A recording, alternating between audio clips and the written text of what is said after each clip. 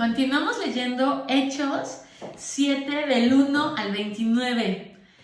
Discurso de Esteban ante el concilio. Entonces el sumo sacerdote le preguntó a Esteban, ¿son ciertas estas acusaciones? Esteban dio la siguiente respuesta: hermanos y padres, escúchenme. Nuestro glorioso Dios se le apareció a nuestro antepasado Abraham en Mesopotamia, antes de que él se estableciera en Harán. Dios le dijo: deja tu patria y a tus parientes y entra en la tierra que yo te mostraré. Entonces Abraham salió del territorio de los caldeos y vivió en Aram hasta que su padre murió. Después Dios lo trajo hasta aquí, a la tierra donde ustedes viven ahora. Sin embargo, Dios no le dio ninguna herencia aquí, ni siquiera 1 metro cuadrado de tierra. Pero Dios sí le prometió que algún día toda la tierra le pertenecería a Abraham y a sus descendientes, aun cuando él todavía no tenía hijos. Dios también le dijo que sus descendientes vivirían en una tierra extranjera donde serían oprimidos como esclavos durante 400 años. Pero yo castigaré a la nación que los esclavice, dijo Dios, y al final saldrán de allí y me adorarán en este lugar. En aquel entonces Dios también le dio a Abraham el pacto de la circuncisión. Así que cuando nació su hijo Isaac, Abraham lo circuncidó al 8º día. Y esa práctica continuó cuando Isaac fue padre de Jacob y cuando Jacob fue padre de los 12 patriarcas de la nación israelita. Estos patriarcas tuvieron envidia de su hermano José y lo vendieron para que fuera esclavo en Egipto. Pero Dios estaba con él y lo rescató de todas sus dificultades, y Dios le mostró su favor ante el faraón y el rey de Egipto. Dios también le dio a José una sabiduría fuera de lo común. La manera que el faraón lo nombró gobernador de todo Egipto y lo puso a cargo del palacio. Entonces un hambre azotó a Egipto y a Canaán. Hubo mucho sufrimiento y nuestros antepasados se quedaron sin alimento. Jacob oyó que aún había grano en Egipto, por lo que envió a sus hijos, nuestros antepasados, a comprar un poco. La segunda vez que fueron, José reveló su identidad a sus hermanos y se los presentó al faraón.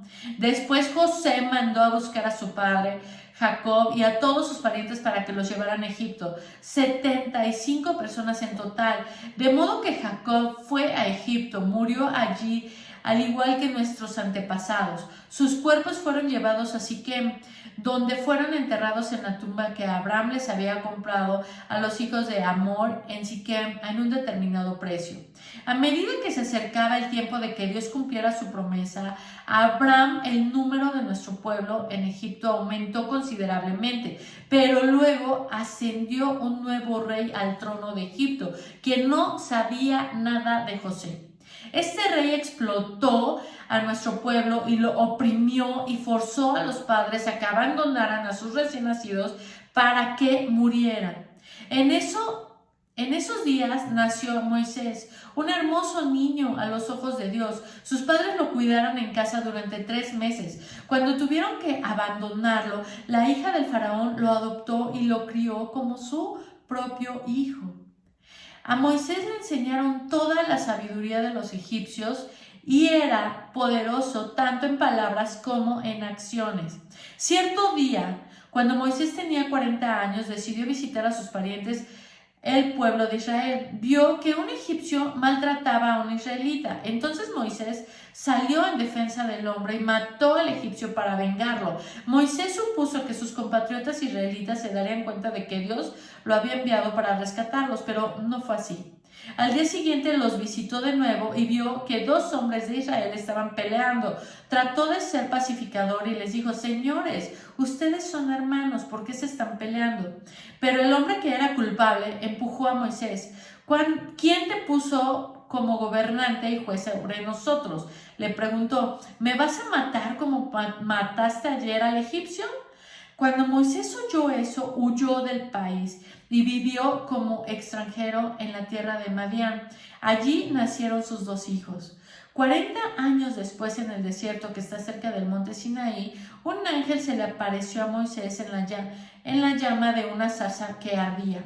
Moisés quedó asombrado al verla y cuando se estaba acercando quería ver mejor. La voz del Señor dijo: yo soy el Dios de tus antepasados, el Dios de Abraham, de Isaac y de Jacob.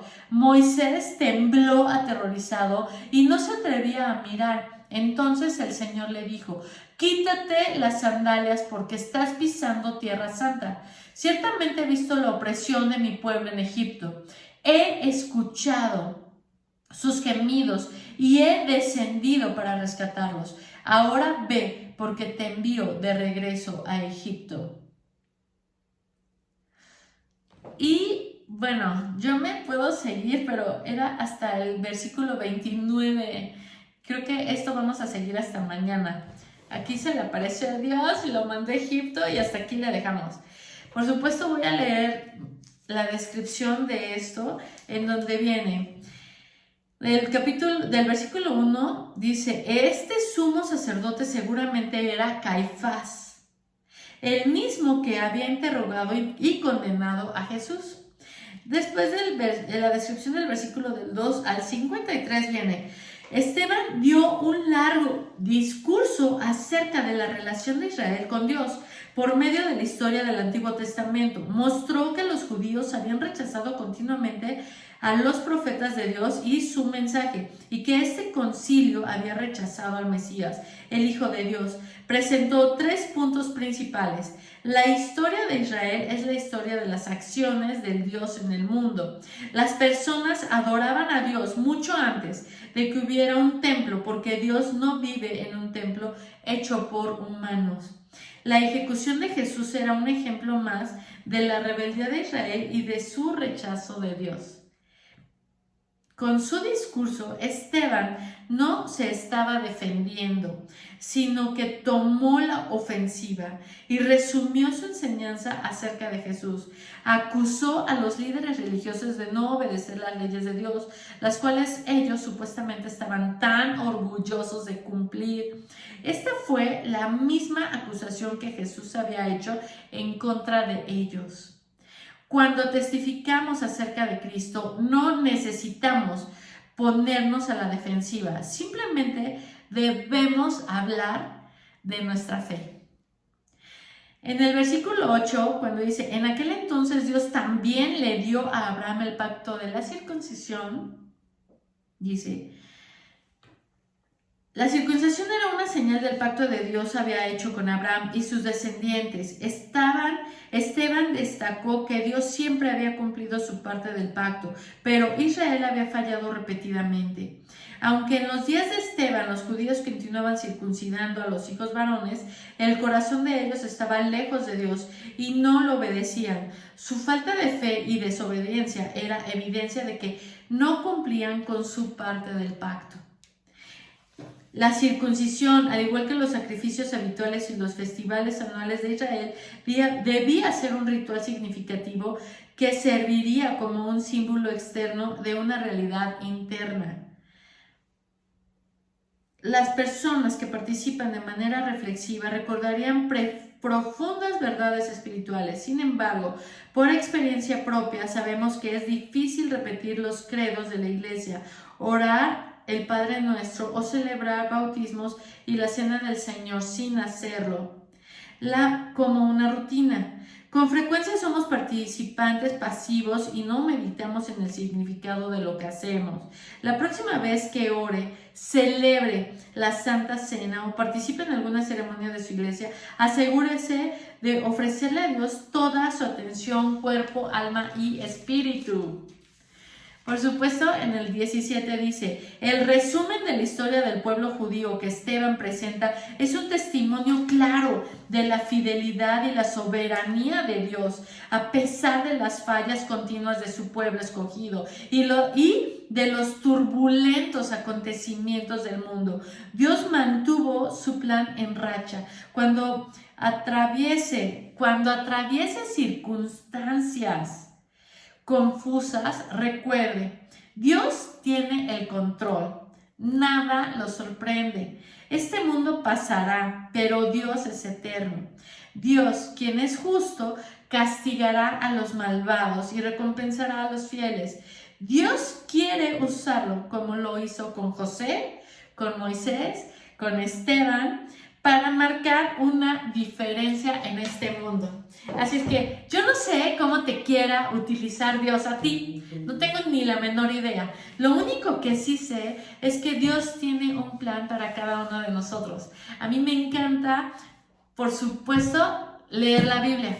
Y hoy estar compartiéndolo por YouTube me fascina, porque yo sé que a lo mejor lo que estoy haciendo en este momento, pues en un futuro a alguien le va a servir. Yo no sé a cuántas, tal vez a una persona, a dos, o sea, no tengo ni idea, pero no me importa. Yo estoy leyendo con mucho gusto la palabra de Dios, al mismo tiempo me estoy edificando y le estoy leyendo a alguien que tal vez no pueda leer en este momento. Y se lo estoy leyendo con mucho gusto, con mucho amor, me encanta, me fascina.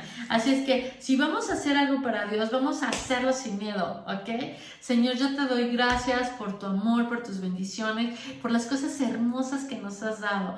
Gracias, Señor, porque tú siempre has sido bueno, porque tú siempre nos perdonas, porque tú sabes, Señor, que siempre nos equivocamos, pero tú, Señor, eres el único con quien nosotros contamos para poder hacer lo que tú nos has indicado de una manera correcta.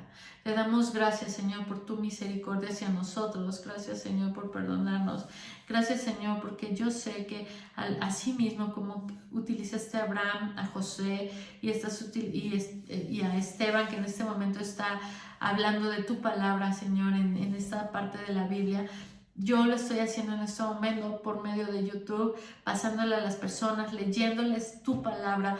Y yo te ruego, Señor, que no sea yo leyendo, sino tu Espíritu leyendo a través de mí, Señor, para llegar a cada uno de ellos. Te lo pedimos en el nombre de Cristo Jesús. Amén. Te mando un fuerte abrazo. Mi nombre es Connie Kong y por supuesto vamos a seguir leyendo la Biblia.